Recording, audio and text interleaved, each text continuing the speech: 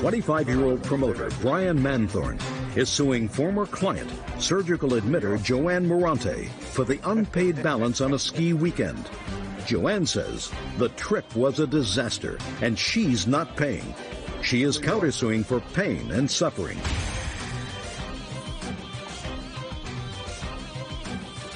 Now, this is case number 11 on the calendar in the matter of Manthorn versus Morante. Parties have been sworn in. Judge, you may be seated, sir. Have a seat. Mr. Manthorn, you are an event planner, according to what I read in your complaint. Yes, Your Honor. You plan different kinds of trips. I'm actually a club promoter, not an event coordinator. Well, but you were planning trips. Yes. This particular event was a trip. Yes. Mrs. Morante wanted to plan a weekend with some friends, and she answered your ad. Your ad was for what kind of a weekend, Miss Morante? Freestyle ski trip. What does that mean? Freestyle is a type of music, like classical or disco. It's a certain type of music. Would somebody my age like that kind of music? Not at all. You answered that very fast, Miss Morante. Do you know what freestyle music is? I have no idea. Can you hum something in freestyle? No, I don't really want to. Okay. Anyway, and that was the ad that you placed, is that right? Yes, Your Honor. And you signed up, you gave them a deposit. Correct.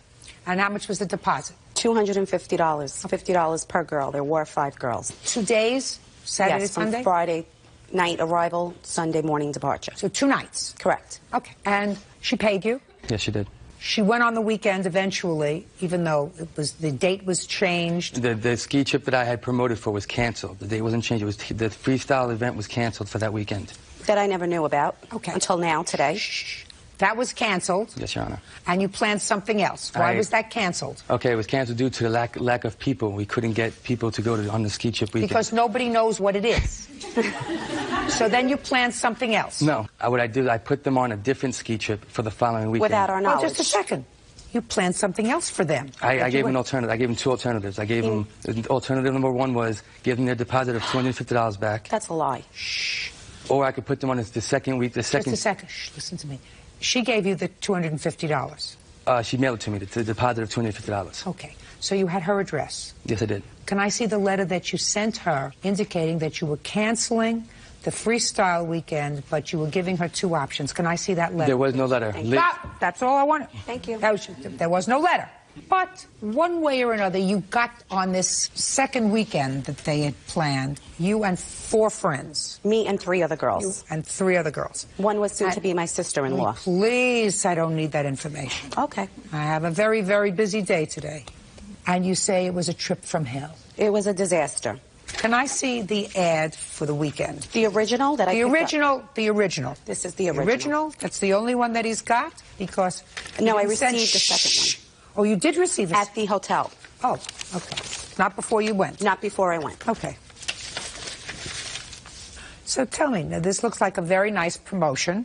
Yes. This is what you've sent out, right? Yes, I was sub-promoting for that, yes. Good. And what you're suing for, sir, is she stopped payment on the $940. Yes, she did, and I have the check right here. I believe you. She doesn't deny it. She says that it was a disaster. So I'm going to hear her. Okay. Tell me why it was a disaster. Okay. Prior to leaving for the trip, Brian changed the dates on us 1 week in advance. You went. You didn't have to go. Okay. You went. We went to the bus location with him saying that he was going to meet us there Friday evening at about 6 p.m. with about 4 or 5 buses waiting to hurl 500 people up to this freestyle music weekend. There's no Brian. There's only 2 buses. We were not on any kind of list, my name or any of the girls that were with me, to get on the bus. We had to sit there and talk to people that did not know who we were. So you first had a problem with the organization. Right. You finally got on a bus. We finally got on a bus. The minute we sat down, we smelled marijuana. We refused to sit on a bus with marijuana for our health reasons, and we weren't planning this kind of ghetto weekend. We were trying to go away to have a nice weekend trip. And this was not something that I would ever be interested in. Okay. So we complained. They opened up the vent on the bus and sprayed air freshener. I walked right off the bus with the 3 girls. Okay. Called my husband, called Brian. He did not pick up his cell phone. He didn't show up. What did you do next? I complained to the bus drivers. I complained to the other promoters who never heard of me, who didn't even know who Brian was. And they told us to get on another bus. They made us get on another bus. Correct. Was that bus okay? That bus had a lot of drinking and cursing. It was better than the marijuana, but it was not acceptable once we were en route. Did you get to where you were going? We did, without being able to use the bathroom, all 3 girls. When you got to where you were going, tell me about the accommodations that you had. We walked in. People from the first bus were mimicking, saying things to us because we complained about the pot smoking. They were saying we were troublemakers. I'm not interested in what they were saying about you. I'm interested in the accommodations. Okay, well, the accommodations was a room that, had 2 double beds. We were, all 4 girls staying in the same room together. Did you stay? We stayed in the hotel room with the doors locked, towels under the door because of the marijuana. You stayed in the hotel? Correct, we did. Why didn't you go home? I had no way of getting home. He came and picked me up, and he cut his bachelor party short because he was in Atlantic City with my brother and the rest of the guys. And he had to drive over 3 hours to come pick me up, and we had to go home with him squished like sardines in a truck, 4 girls and suitcases and everything, because we refused to get back on the bus with the people that was ghetto that we would not want to be around. Going home another 3 hours. We were not allowed to use the bathroom in the bus unless we took alcohol shots from strangers. It's ridiculous. Listen to me. I don't understand. You find it funny. I don't think it's funny. Miss Moranti, listen to me. You weren't there. Miss Moranti, listen to me. I don't understand why you would stay in the hotel. Well, there was. She's lying, Your Honor. I'm lying? You weren't even there. No. Okay? Mr. Mann, listen, if you can't behave yourself, that's not going to bode well for your success in this case. Do you understand? Yes, ma'am. Were you supposed to be on this trip, Mr. Mann? I was going. Originally, I was going to go, but I'm in the National Guard, and I had drill that weekend. Show me. I believe you're in the National Guard. Show me that you were on a drill that weekend. My drill assembly schedule was at home, but I let Joanne know and I let Liz know. No, you did not. Just a second. Did you tell them before you took their money that you weren't going to be there? I told them when they came to make the final payment that I wasn't going to be there. That's a lie. I never made final payment. Just a second. She never made final payment with me. Liz came to my place of business and was going to make final payment, and that's when I let them know that the ski trip was canceled, and I would give them 2 options. Option number 1, I'll give them back the deposit. How much profit did you make on this, sir? I made $50 off each girl, so I made $200. And you were the subcontractor? I was the sub-promoter, yes. Because you said, I'll get a certain number of bodies for you to go. Yes. Is that what you're saying? That's how it works, yes. Did you explain that to Miss Moranti, that you were not promoting this, that you were I told her I was a sub-promoter. The main promoter is on top of the flyer. And he wasn't there. It was a different company. Just a second. All I want to know is, did you tell Miss Moranti that this was not something that you were organizing and promoting? Yes. You were merely saying that. Is that right? Yes. No, he told me he was a promoter, and his phone number's on that card. If you're going to be fixed with what's in your head and not listen to my question, you're not helping yourself. Okay, I'm sorry. I didn't hear it or understand. Because you're not listening, you have to put on your listening ears. Judge Judy continues in a moment. Promoter Brian Manthorn says former client Joanne Morante owes for the balance on a weekend ski trip. Joanne says the trip was unsafe. Did the plaintiff ever tell you that he was not in charge of promoting this event? No, he didn't. Listening ears, that somebody else was in charge of promoting this event, and all he was doing was providing bodies at $50 a person. No, he didn't. Of course not. Don't fib to me, sir. Your Honor. Now, listen to me. Did you tell her that this was not your gig, that you didn't know anything about it, but that you were getting $50 a head for every person that you brought in? I didn't tell her what I was getting. I told her that I was sub-promoting. Yes, I did. I didn't tell her that I was. You're a tell her what I was Swiftie. making. I don't believe you. Did he tell you that? No. Of course not. I don't believe you. That's a fib. Thank you. Well, Your Honor, I also have a tape. She's claiming something about the bus ride. I also have a tape that Liz left on my voicemail message about the bus ride. Can I play it? Absolutely. Save voice message. Hey, what's up? Just wanted to call you that, Is that Liz? now we've been happy.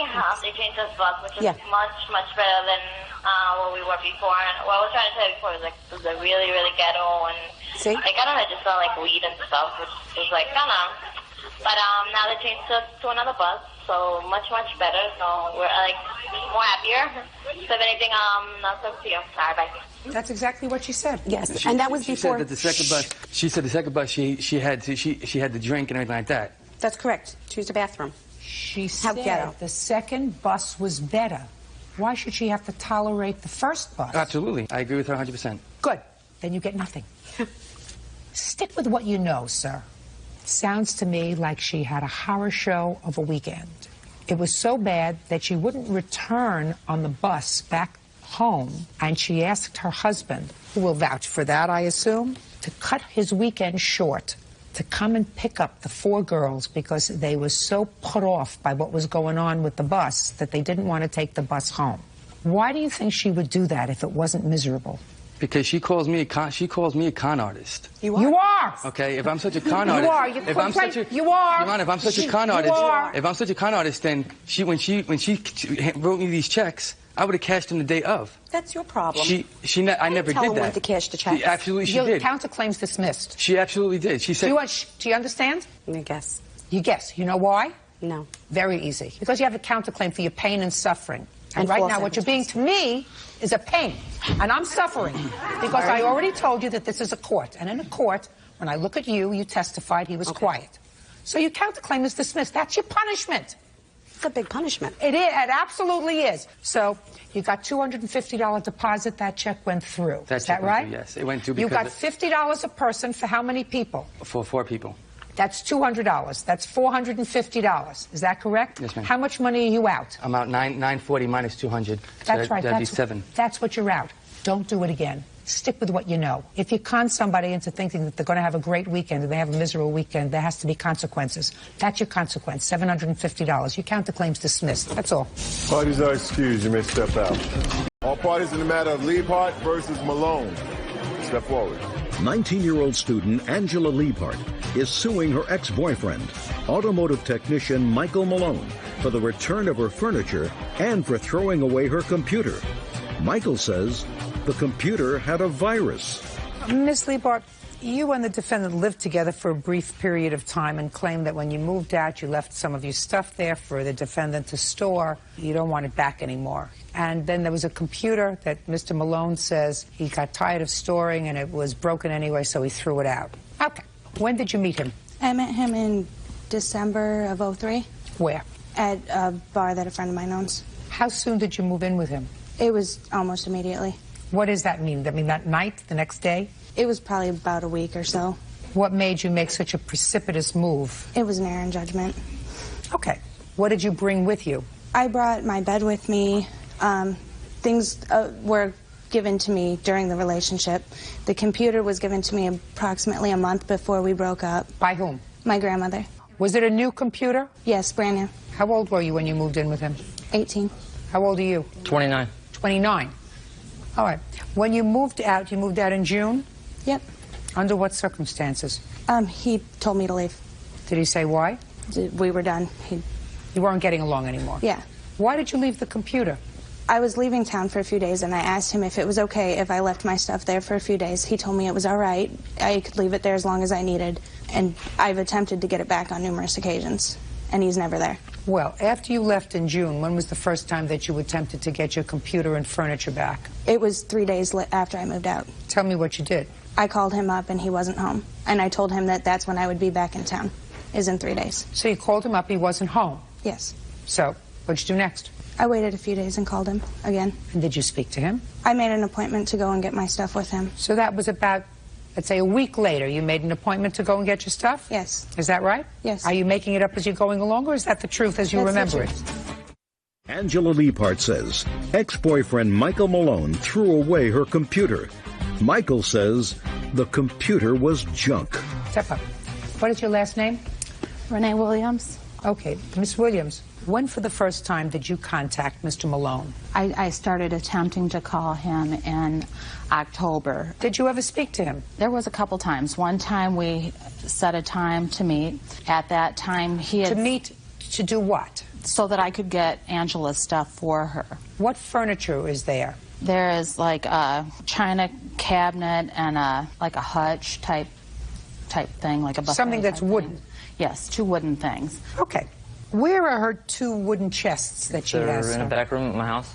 Okay, you have no objection if she comes and gets those, do you? No, not at all. Good. 5 days from today, you may bring a peace officer if you wish. There'll be an order. Those 2 items are to be in the front of the house. Do you understand? Yes. 5 days from today, 9 a.m. You'll get a formal order of that.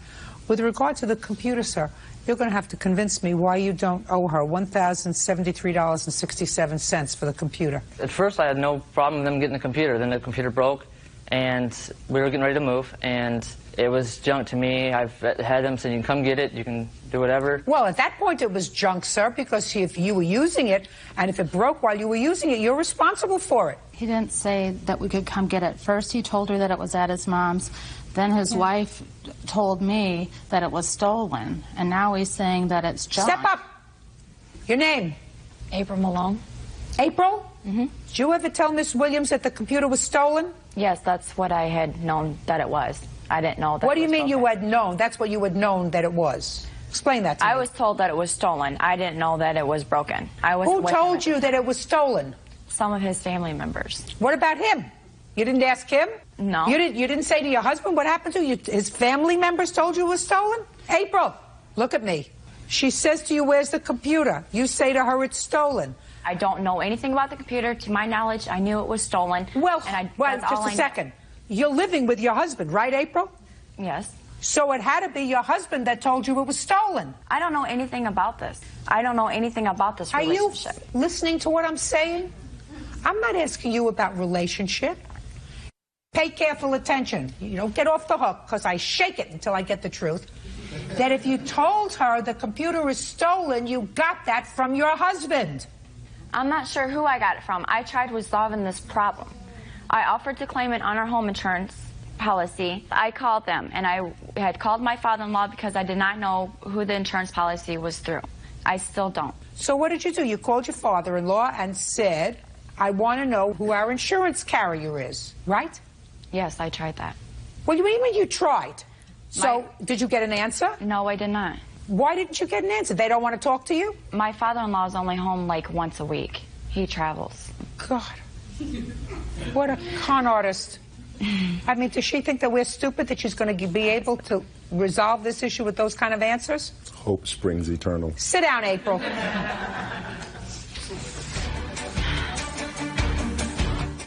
Does it embarrass you to stand up in front of 10 million people and appear to be so foolish? No.